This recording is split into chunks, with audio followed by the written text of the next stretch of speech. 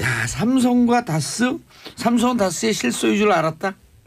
그게 이제 보도상으로는 이제 이학수 전 부회장이 다 자수서를 제출하고 진술을 했다는 거 아니에요? 예.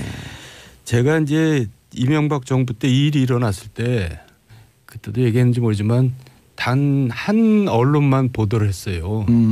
몇 년도쯤이에요 그게? 2010년?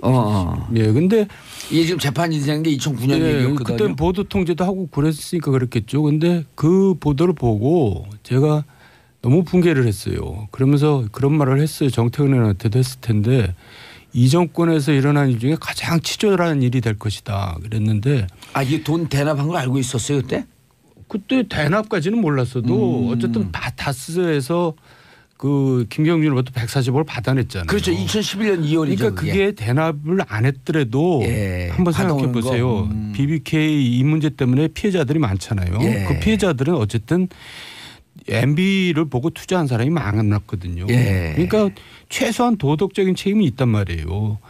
그리고 이제 그 피해자들이 김경준 상대로 소송을 해서 돈을 받아내려고 그러는데 자기가 권력을 이용해서 그걸 혼자서 그냥 다 받아내 버렸단 말이에요. 피해자들한테 갈 돈을. 그러니까 정말 너무 해도 너무한 건데 그 비용도 되게 부자잖아요. 다스만 해도 또 8조짜리 회사고 또 개인적으로도 돈이 얼마나 많은 사람들입니까. 근데 그걸 또 삼성한테 대납을 시키고 말이죠. 현대까지 났을 때잖아요 이제. 그러니까 제가 정말 할 말이 없습니다. 이명박 정부 탄생에 일조를 했다는 거에 대해서. 1조가 아니에요. 10조 했어요. 네, 저 지금 머리 받고 있겠습니다.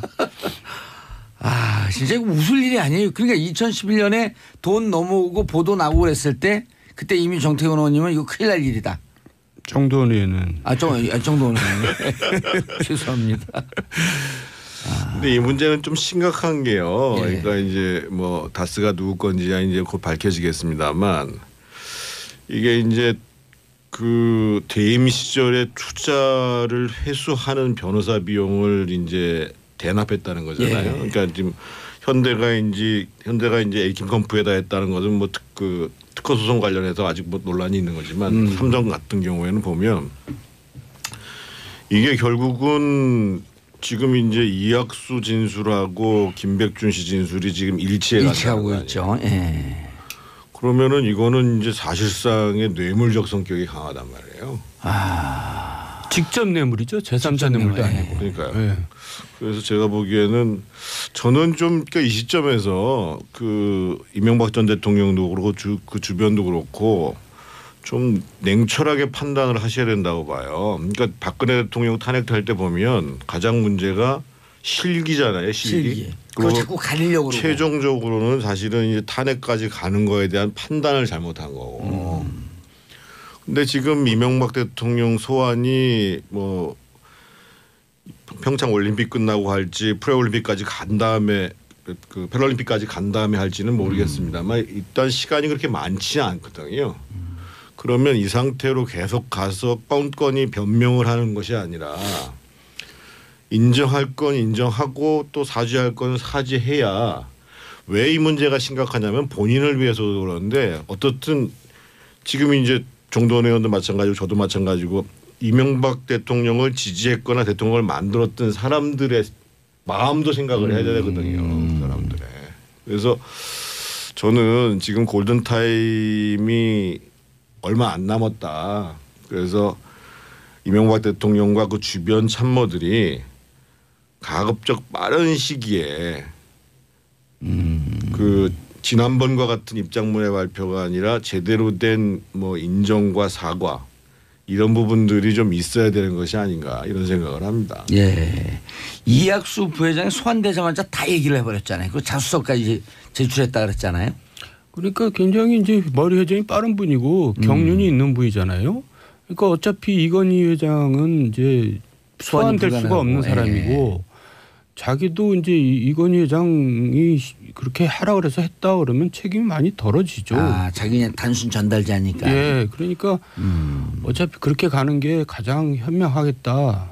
딱 계산을 변호사 또 조언도 받았겠죠. 그러니까 지금 정태근 의원이 얘기한 것도 그런 일종의 그런 겁니다. 상황 판단을 원래 MB도 잘 하는 사람이거든요. 근데 뭐 무조건 부인하고 나가면 자범처럼 되는 겁니다. 그러면 정말 보수층이 더 이제 떠나가고 괴멸되는 거죠. 그러나도 지금 그 괴멸돼 있는데, 그러니까 우리나라 자기가 대통령을 한 사람으로서 우리나라 미래를 봐서라도 자기가 어떻게 처신해야 될지 그거를 이제 생각해보라, 그 얘기를 하는 겁니다 지금. 그런데 이재용 부회장 연관이 안 되겠죠 여기에서 회사에서 그 당시에는 이재용이 실권이 아니었어요. 예.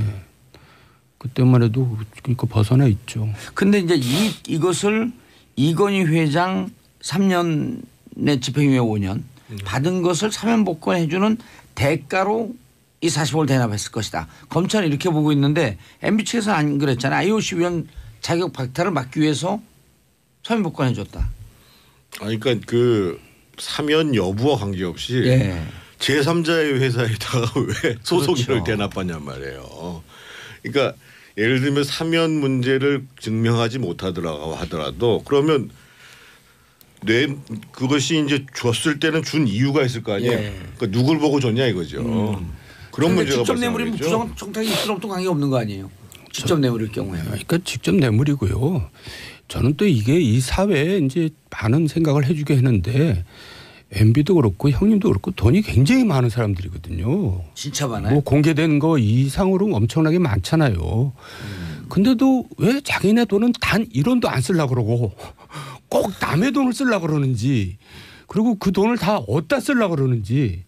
나이들도 꽤 되셨잖아요. 단 1원도 안 쓰진 않았어요. 그 예를 들면 서울시장 때 서울시장 월급 다 기부했고, 아름다운 데도 박원순 아름다운 데도 기부했고 대통령 때도 다 월급 기부했잖아요. 1원도 안 쓰지는 않고 생생나는 건 많이 쓰시죠.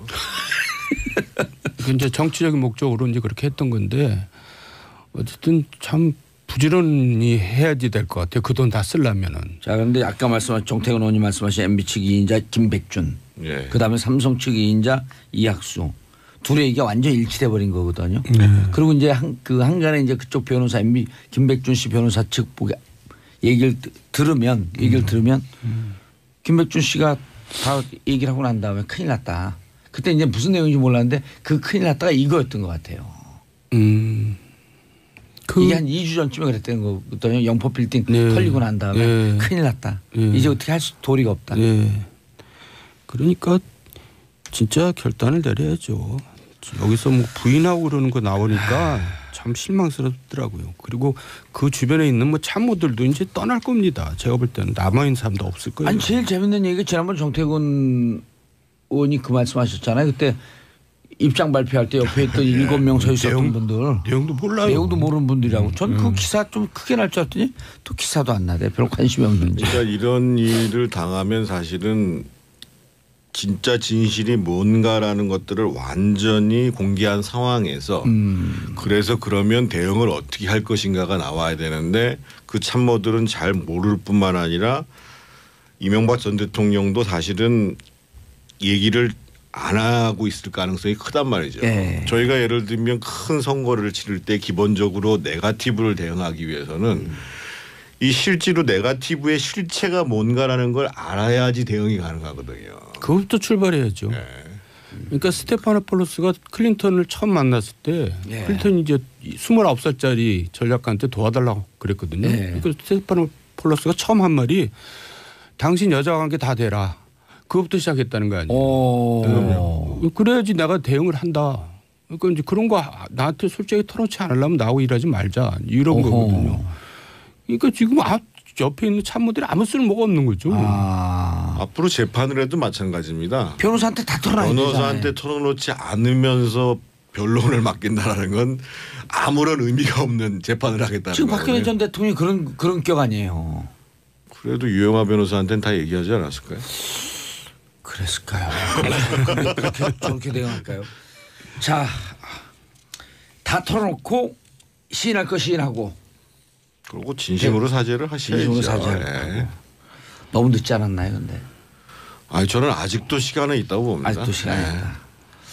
자, 정도는 다음 주죠. 설 끝났어 이제 본격 지방선거 모두 그 바른미래당 쪽은 초비상이 걸렸더라고요. 왜냐하면 설 명절 동안에 미리 합당을 해갖고 그게 서울 밥상에 좀 정치 밥상에 올라갈 줄 알았더니 완전 주제가 실종돼 버렸어요. 올림픽 때문에. 네, 그렇기도 하고 또 올림픽이 없어도 별로 뭐 주제가 못 되죠. 바른미래당은 적어도 이제 기초나 광역위원까지는 몰라도 광역단체장 후보는 못 됩니다. 기껏해야 이제 서울시장 후보로 뭐 안철수가 나가니 마니 그 정도지 어느 광역단체도 나갈 후보가 없어요. 그러니까 우리가 분명히 알아야 될 게 지난번도 얘기했지만 광역단체 후보 나가려면 몇십억을 자기 돈을 쓴 각오를 해야 되거든요. 그 10% 이상 15% 이상 득표를 얻지 못하는데 누가 나갑니까? 근데 유승민 뭐 대표는 전체 다 내보고 내겠다 이러는데 그러면 뭐냐면 자기가 나가야 됩니다. 근데 그 사람은 자기가 나갈 생각도 내가 볼 때는 없어요. 자기 나가면 어디로 대구시장으로 나가나요? 대구로 나가든지 서울로 나가든지 해야죠. 예. 무책임한 얘기를 하는 거죠. 정치 경험이 없으니까 그래요.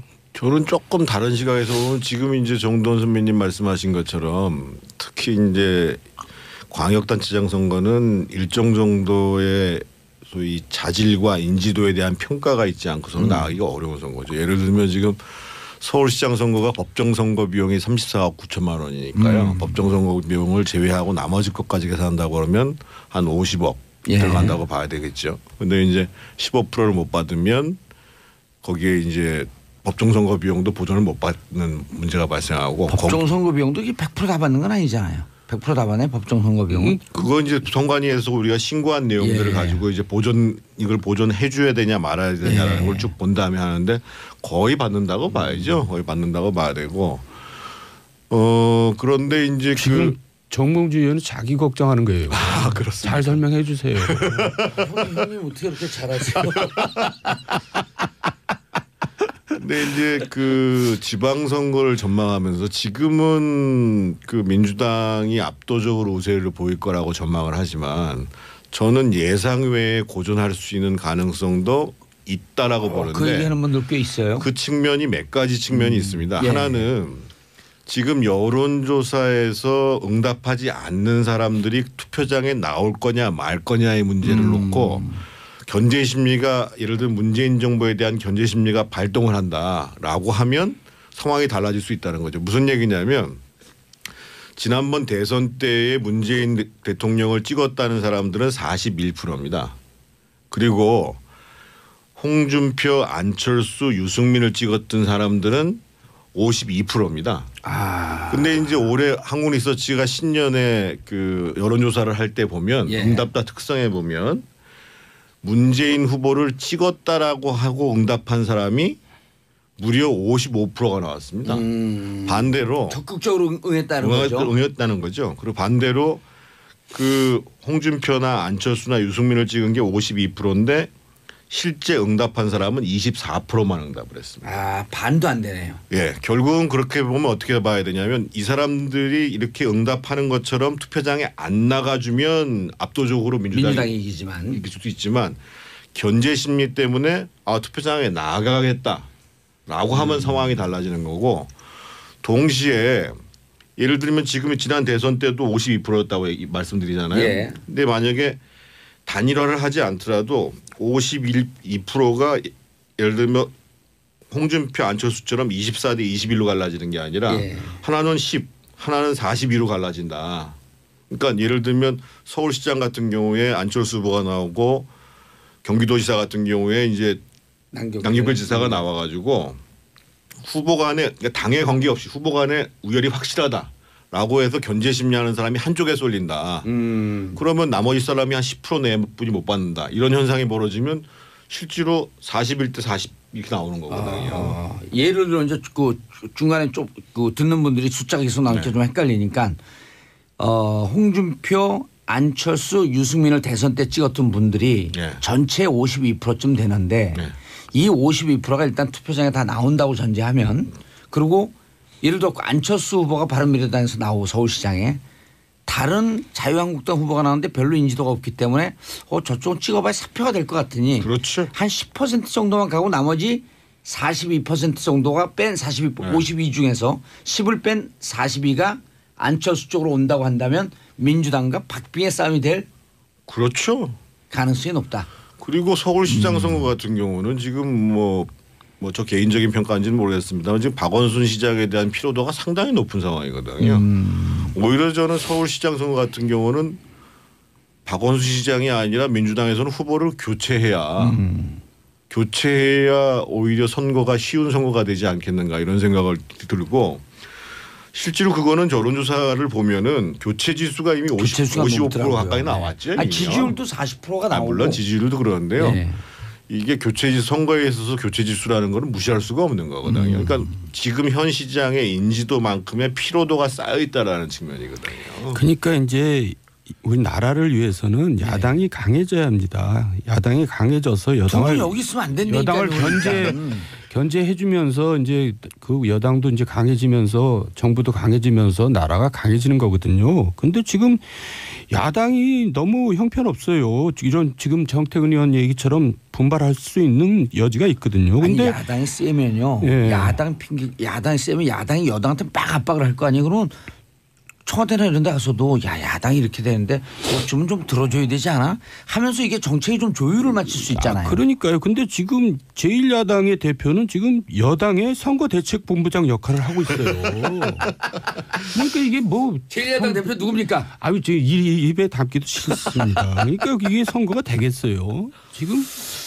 지난번에 뭐라고 얘기를 하냐면 이제 사법부도 좌편향돼 있다 얘기하면서 편향된 판결을 내린다 그러면서 이재용 재판은 그 판사는 괜찮은 판사다 이렇게 얘기를 하는 거예요. 제1야당 대표. 그러니까 그게 도대체 제1야당 대표가 할 얘기냔 말이에요. 나는 그래서 이게 도대체 뭐 하자는 건지. 두 분도 방송도 좋지만 이제 좀 그거 가갖고 새로 당을 만들든 아니면 거기에 가갖고 좀 바른 소리 하든 실제로 그 보수 정당도 제대로 좀 서야 될 거 아니에요.